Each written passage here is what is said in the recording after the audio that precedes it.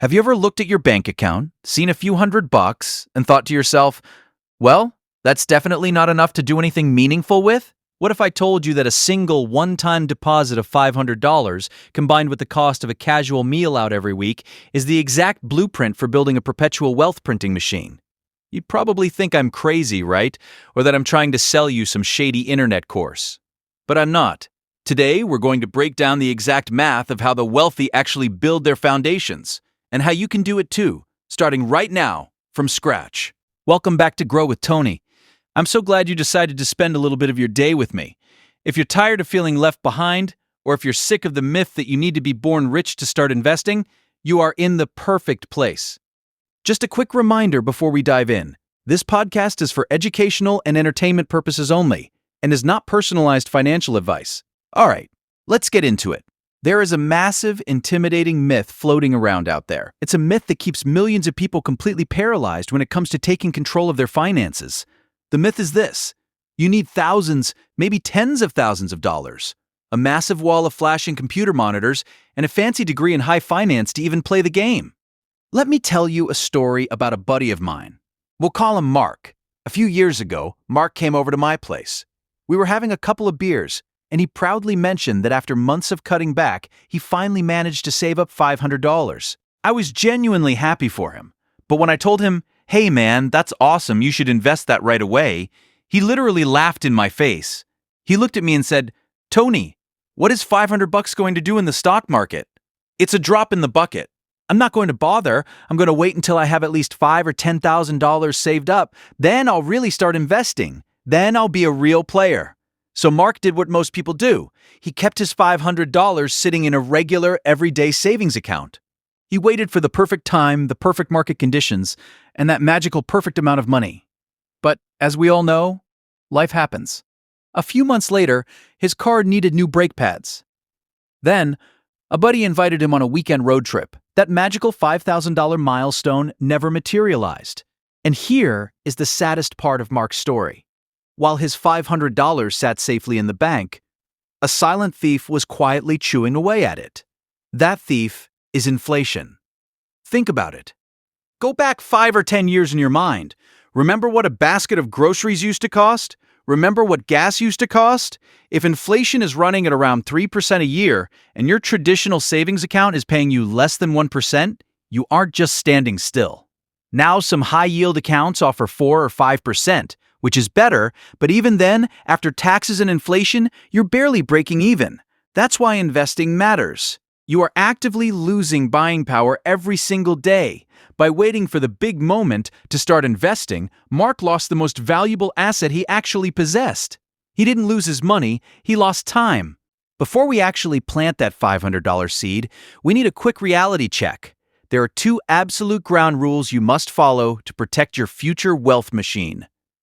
Rule number 1, if you are carrying high-interest consumer debt, like a credit card charging you 20% APR, you need to pause this investing strategy and crush that debt first.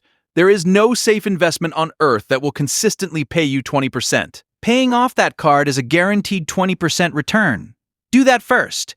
Rule number 2, build a basic emergency fund. Why? Because the stock market goes up and down. If your car breaks down or you have a sudden medical bill, and all your money is tied up in the market during a downturn, you'll be forced to sell your shares at a loss. An emergency fund protects your investments from life's curveballs. It prevents sequence risk. Once those 2 boxes are checked, here is the undeniable truth. $500 is not a drop in the bucket. It is a seed. And today, I am going to show you exactly how to plant that seed, how to water it, and how to build a perpetual money machine using a strategy that is so remarkably simple, it honestly feels a little bit like cheating. We are going to take a deep dive into dividend investing for absolute beginners, and I'm going to show you how a small, consistent habit of just $20 a week can completely rewrite your financial destiny. First things first, let's get on the exact same page about what a dividend actually is. Let's strip away all the Wall Street jargon. Imagine you buy a tiny piece of a local lemonade stand. Because you are a part owner, at the end of every quarter, the person running the stand counts up all the profits, takes out the expenses, and hands you your share of the cash. You didn't have to squeeze a single lemon. You didn't have to stand out in the hot sun dealing with customers. You simply provided some capital up front.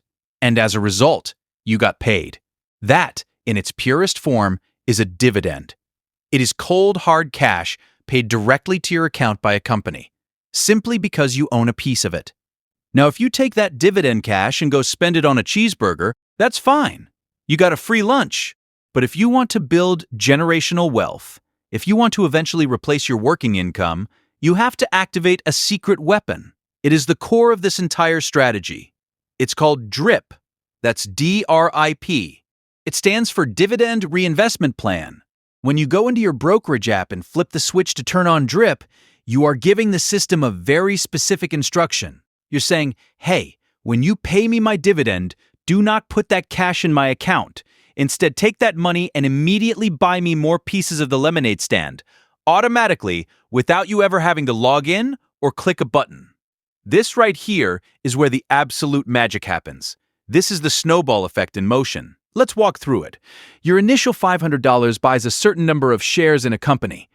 Let's say those shares pay you a dividend. DRIP takes that dividend and buys you a fraction of a new share. Yes, a fraction. You don't need enough to buy a whole share. The system will buy you a slice of one. Now, you have slightly more shares than you did yesterday. So what happens the next time the company pays out dividends?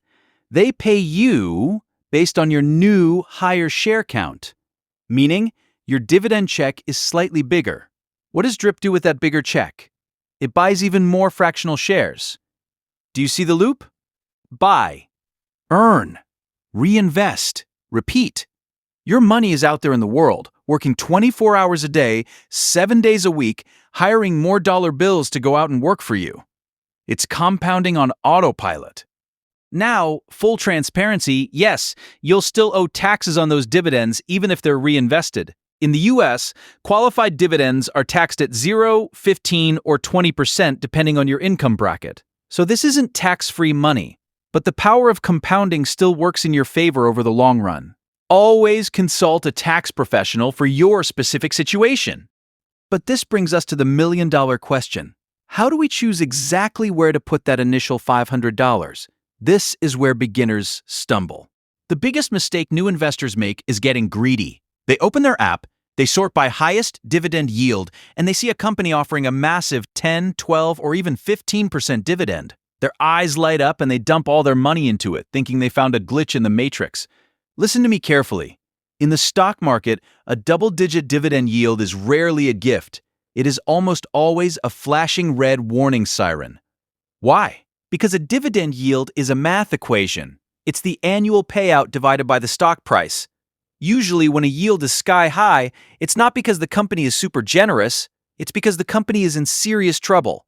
Investors are terrified, and the stock price has fallen off a cliff. When the price drops, the yield percentage shoots up artificially. If a company could safely pay out 12% forever, it wouldn't be priced that low. It's a trap. And usually, that company is going to cut or completely cancel its dividend a few months later. Instead of chasing the flashy, dangerous yields, we want boring. Boring is beautiful when you are building wealth. We are looking for companies that offer a moderate yield, maybe somewhere right in the sweet spot between 2 and 5%. But here is the critical key, the secret sauce. They must have a proven track record of increasing that payout amount every single year. Think about the things people simply cannot live without, regardless of what the economy is doing. Toothpaste, trash collection, electricity, basic healthcare, food. We want highly durable, incredibly boring businesses that slowly grind out profits decade after decade.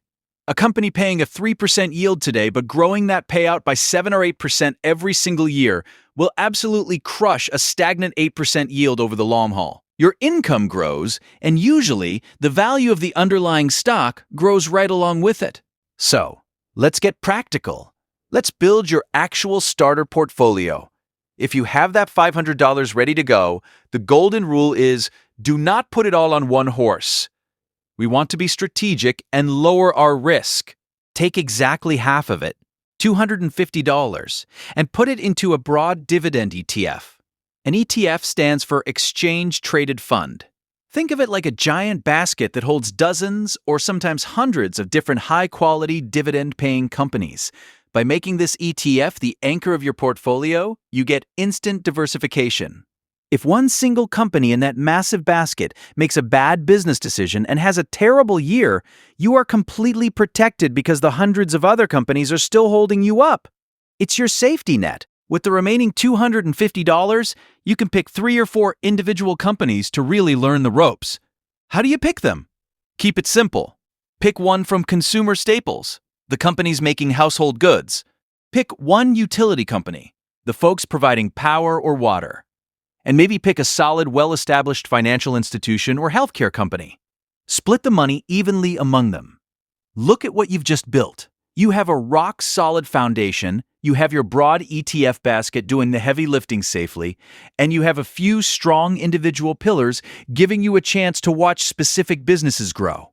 Once you buy these positions, you go into your account settings and you turn on DRIP for every single one of them. You flip the switch. Congratulations, your perpetual wealth machine is now fully built and operational. But a machine, no matter how well built, needs fuel to run. And this is the exact moment where we separate the casual dreamers from the actual wealth builders. I want you to go to your banking app right now and set up an automatic, recurring transfer from your checking account to your new investment account. And I want you to set it for exactly $20 a week. Now, I know what you're thinking. $20 might sound like more than nothing. But hear me out. That's about one casual meal out, or a couple of streaming subscriptions you barely use. It's small enough that you won't feel it missing from your bank account, but meaningful enough to actually make a difference over time. And if $20 feels like too much right now, start at 10. The exact number doesn't matter. What matters is that you start today and you stay consistent. You can always increase it later when your income grows. By injecting $20 a week into your drip machine, you are constantly feeding the snowball. You are pouring gasoline on the compounding fire. Now, this system is mostly set it and forget it, but you do need to perform a little bit of maintenance once a year. I call it the 30-minute annual review. Once a year, open your account and look at your mix. Maybe your healthcare stock went on a massive run and now instead of being 10% of your portfolio, it's taking up 30 or 40%. That's too much risk in one area. So you rebalance. You trim a little bit of the winner, and you use that cash to buy more of the funds or companies that lagged behind, bringing your target mix back into balance. This simple habit forces you to sell high and buy low automatically, keeping your portfolio perfectly tuned. Let me paint a picture for you of what this looks like over time. In year 1, it's going to be humble. You might look at your account after 12 months and see that you only made $15 or $20 in total dividends. You might look at that and feel tempted to quit. You might think Mark was right. Do not quit. Remember Mark? Don't be like Mark. You have to judge this strategy by decade, not by year. Fast forward to year 10. Those $20 deposits, combined with your automatically reinvested dividends, have been quietly working in the shadows. You haven't just bought a few shares, you've bought hundreds of fractional shares. Your payouts are getting noticeably bigger. It's starting to pay for a utility bill or a nice dinner out every quarter. Let me show you the actual math. $500 up front plus $20 a week, that's about $1,050 per year. At a conservative 7% average annual return over 30 years, you're looking at approximately $105,000 in portfolio value. At a 3% dividend yield, that's about $3,150 per year in passive income. Now, that's not quit your job tomorrow money, but it's a real foundation. And if you increase that weekly amount as your income grows, the numbers get even more powerful. And you want to know the absolute best part of this entire system? It changes how you view the world. When the stock market drops, and it will drop, it always does, you won't panic. While everyone else is freaking out and selling, you'll be smiling. Why? Because your automatic $20 and your automatic drip dividends are now buying those same great companies at a massive discount. A market crash just means your machine is acquiring shares on sale. It speeds up your wealth creation. Before we wrap up this episode, let's bring it all together and summarize the core lessons.